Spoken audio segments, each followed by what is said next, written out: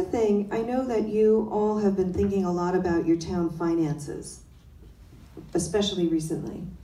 And so one thing to keep in mind is that the land use in your community directly influences the financial health of your community. That's how you collect taxes, right? And so when you have new development, that contributes to the property taxes. But it also contributes to service costs, so it's a two-sided formula. And so it's really looking, when you're doing a master plan, you look at really both sides of that formula and try to figure out what's the best for this community.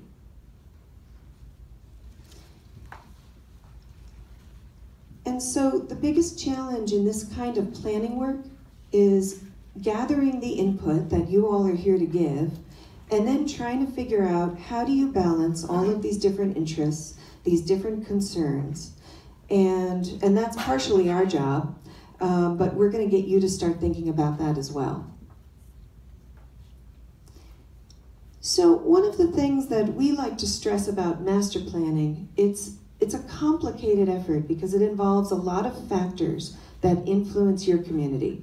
So we look at cultural and historic resources, community services and facilities, housing, transportation, the way people get around, open space, recreation, and natural resources, land use in general, which captures a lot of these areas, and economic development. Those are the primary categories, and those are actually statutorily regulated to some extent, that they need to be part of this planning process. There can be other things that you think about too, like sustainability or public health, or other things that are important in your community that you can add into the plan.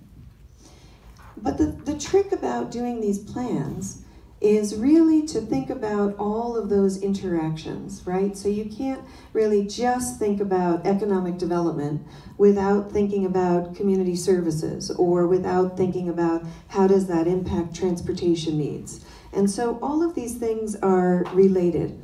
And that's why when we structure your discussion, you'll see we're not asking you to think about each of these things separately. We're really asking you to think about the whole community together.